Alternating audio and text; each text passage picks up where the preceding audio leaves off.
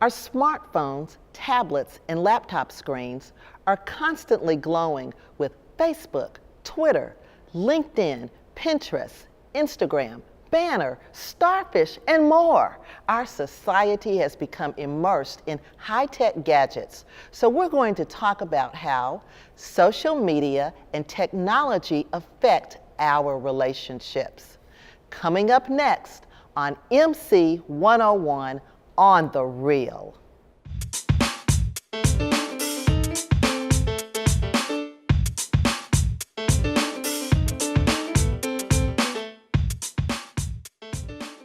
Hello, and welcome to MC 101 on the Real. I'm Dr. Beverly Walker-Griffea, Senior Vice President for Student Services at Montgomery College. Technology and social media have crept into almost every part of our lives. They're in our homes, our cars, our phones, our classrooms, and even our bathrooms. The Pew Research Center reports that 71% of internet users in the U.S. are Facebook users. An IDC study revealed that 25% of smartphone users can't remember the last time that they didn't have their phone. And a recent Nielsen social media report says 32% of adults aged 18 to 24 use social media in the bathroom. So what does that mean for Montgomery College students? How does social media and technology affect our everyday relationships? Well, guess what? We've assembled a pair of experts to help us dig into this topic. Our first guest is Elizabeth Holman, Director of Communications at Montgomery College. Here to talk about technology on the campuses is our own computer support specialist, Amir Kadimi. Our third guest is Montgomery College's Human Resources Manager, Anna Awad, who's here to represent the employees aspect on technology and social media. And finally, our fourth guest representing the student perspective is our own Montgomery College student, Faith Harrington. Welcome. So Beth, what's your take on how social media and technology, how they're affecting our students and how they interact with each other and communicate with different contexts? I think one of the primary points is students want information instantaneously. So it's not a matter of they'll wait to get something in the mail. You know, that may have been the case 10 years ago. You look at something like when we closed the college, students get the information on Facebook, they get their information in text messages, and then they want that sort of feedback where they can instantly email the college or send a message on Facebook and ask, well, what does this mean for my class? Or what about my unique situation? They want individualized attention and they want instantaneous attention. And it's important that we do our part in order to fulfill that and meet students' needs. So we can't treat all students the same in how we communicate with them. Sometimes you've got to use different methods, Twitter, Facebook, YouTube, letters, emails.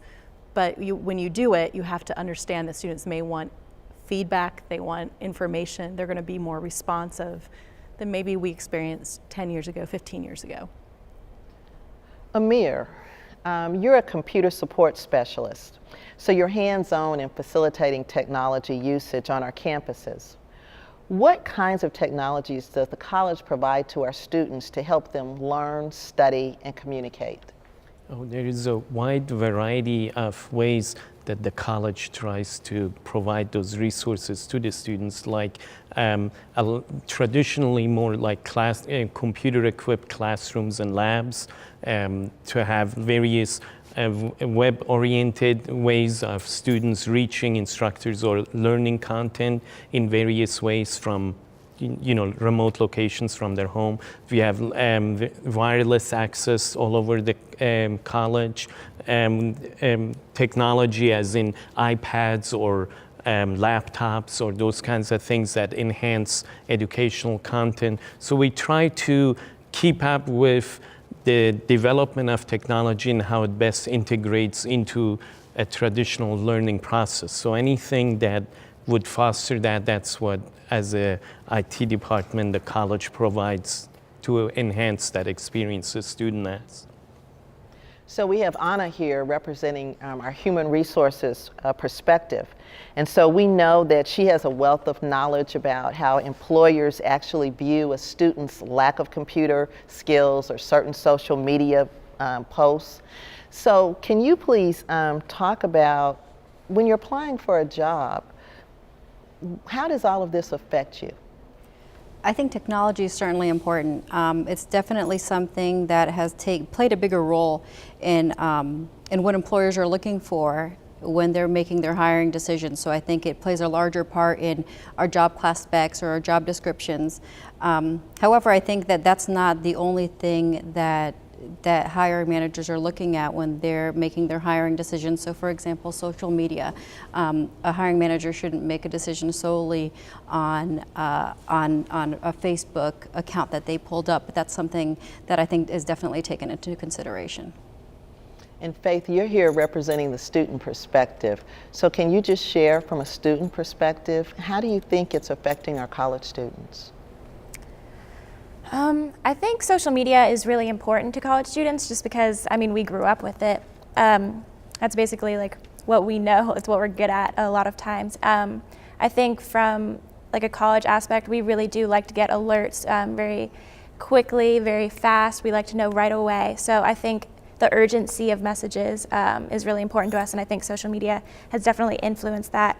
But then again, I think there is still an importance to paper and like receiving something in the mail. I know for when we had Phi Theta Kappa invitations, when I got that in the mail, that was much more important. So I think there's definitely good attributes to both, and but I think social media has definitely increased urgency for students.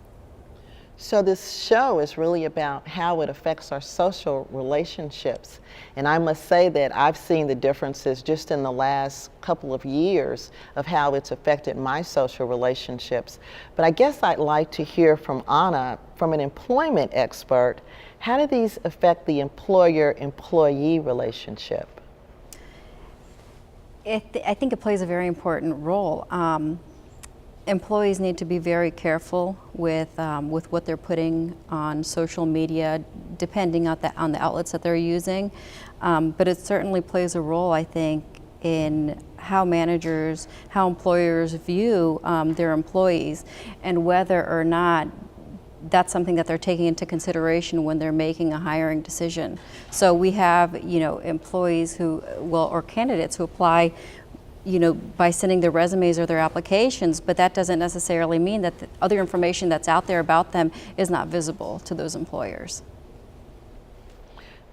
So, Faith, from a personal standpoint as a student, what have you seen as far as how it's affected relationships? Personally, I think things like Facebook, any kind of instant messaging, it's kind of, I think, put a harm onto actual relationships with people. I know that when I'm messaging on Facebook, I'm more witty just because I have 5 minutes or however long I want to think of a good reply, and I'll be like, oh, that's really funny.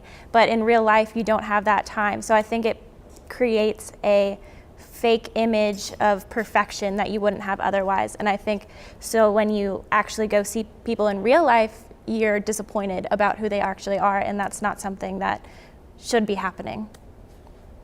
Amir, often you hear stories about people doing things and it comes back to haunt them.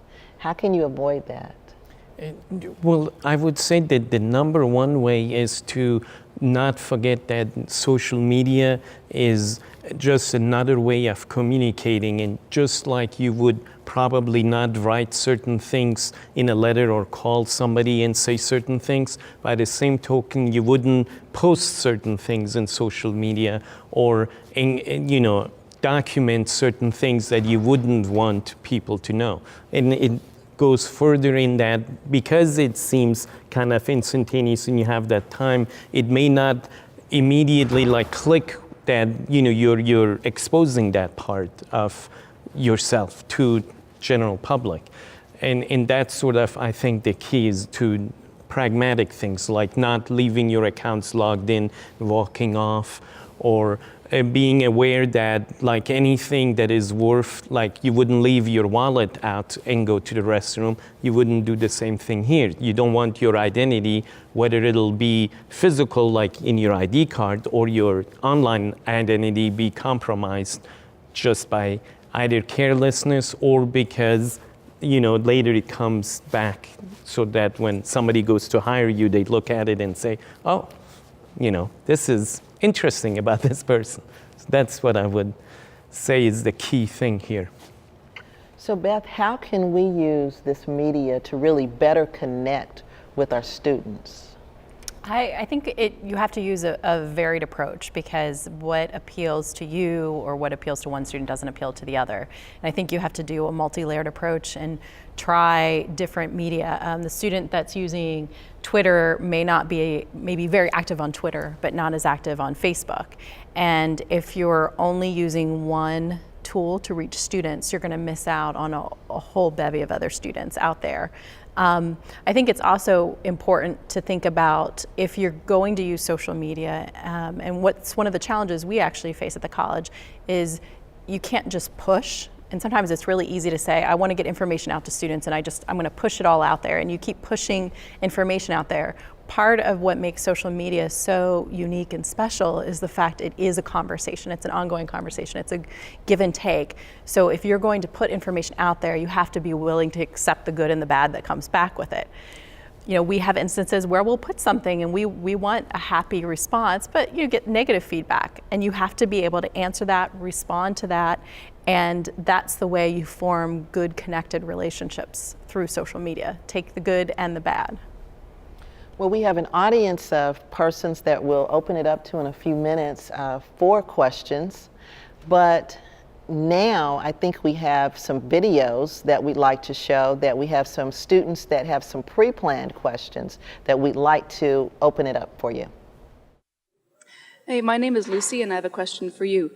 Why do people of the past generation, especially parents of teenagers and college students, think that online relationships are inherently inferior to IRL or in-person relationships?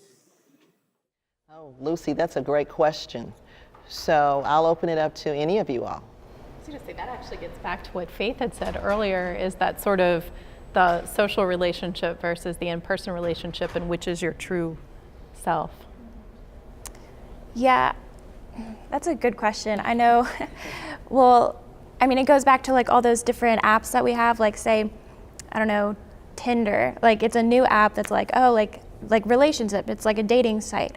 But there's those that are kind of like, oh, you make yourself perfect for this one person, but also you change yourself for every little person. So you see details about people, oh, they like surfing. Well, I can like surfing too, because they'll never meet me. They'll never know that I don't like to go surfing.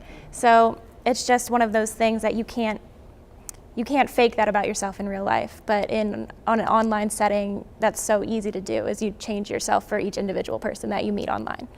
I think it's photos too. I mean, there's you can edit, you've got editing software out there for photos. So the photo on your online profile could look 20 times better than you look in real life.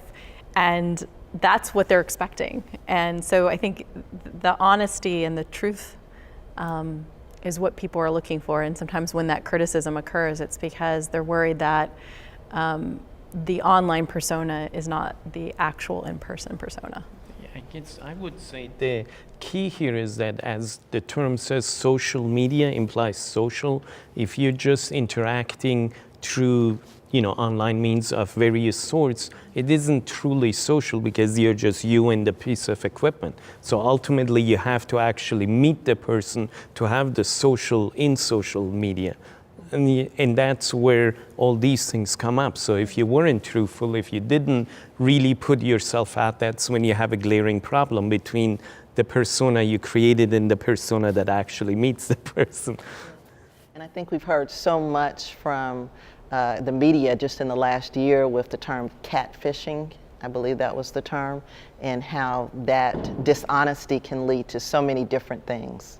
Well, think with social media, oftentimes there's a feeling like I'm going to put out my wittiest self and I'm going to do things to impress my friends and to get more likes or more reads that you wouldn't necessarily have done. And we've had to have instances at the college where we've had to have constructive conversations with students about appropriate use of social media and things, appropriate posts, and what's appropriate and what's not appropriate, because something that's said, person to person may not work in social media. Right.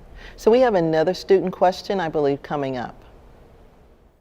My name is Asia, and I would like to know, should students share social media information with their professors and employers? Okay, Asia.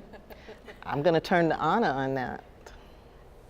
My advice would be no, that you wouldn't share. So for example, if let's say you have a resume, and a lot of times you can put your email address or whether or not you want to put, I wouldn't advise that you would put social media information on there. So here's follow me on Twitter, or here's my Facebook profile information, only because that information, the information that you have on there can be used against you, not necessarily against you, but you just have to be very careful with the profile information that you're handing out and what you've already posted on your social media outlets, because that can be, they can look 5 years ago and see what you've posted, and you may have forgotten that you posted that information on the website or on your social media.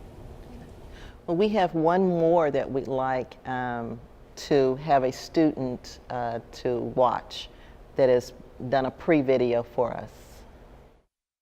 My name is Allison Zakola, and my question is, how has social media and technology changed how students learn and discuss about their classes, and also how has it changed how teachers teach? That's a good question, Allison. I can speak to that a little bit. And this is like fairly relevant. It used to be that students would go in a classroom and take notes in their notepads, and the professor would lecture, and then the class would end, and that would basically be it. And they would come back to the next class and ask the professor questions.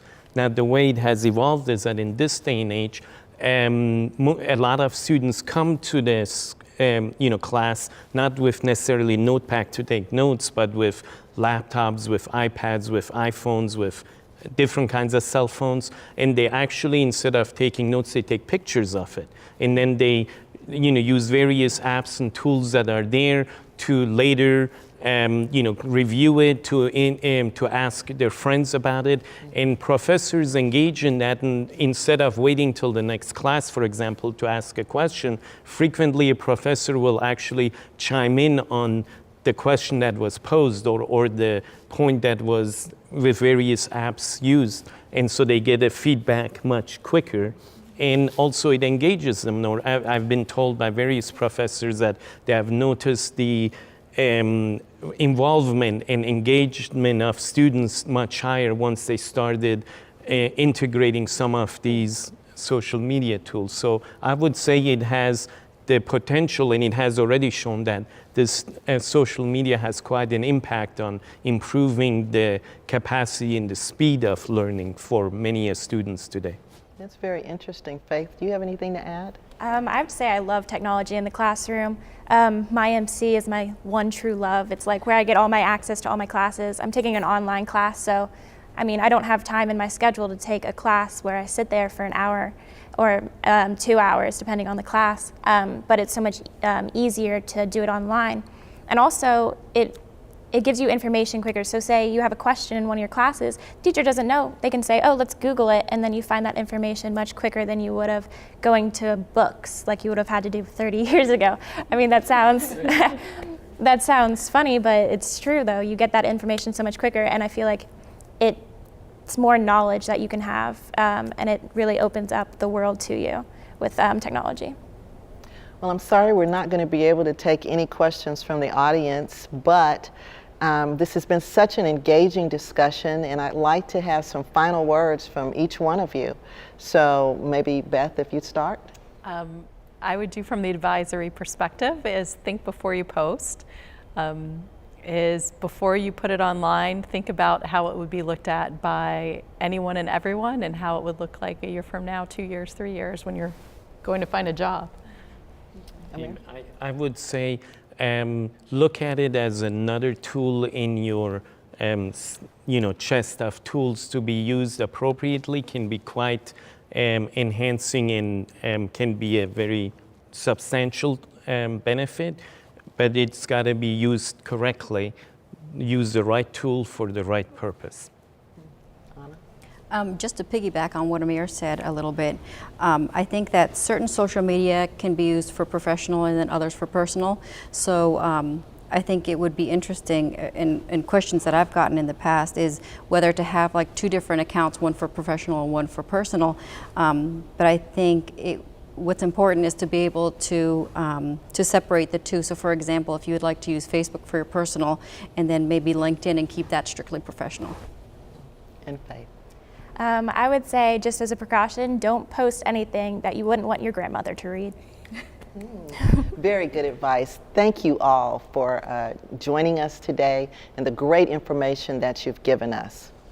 So that's all for us today for this show. I'd like to thank my guests again for participating and enlightening us in this wonderful discussion. The students in the audience who heard this, and the students also that participated on the video that had such great questions for us today. If you have any comments about this show or suggestions of topics for a future show, please send an email to mc101otr@gmail.com. Thanks again for watching MC 101 on The Real. See you next time. Bye-bye.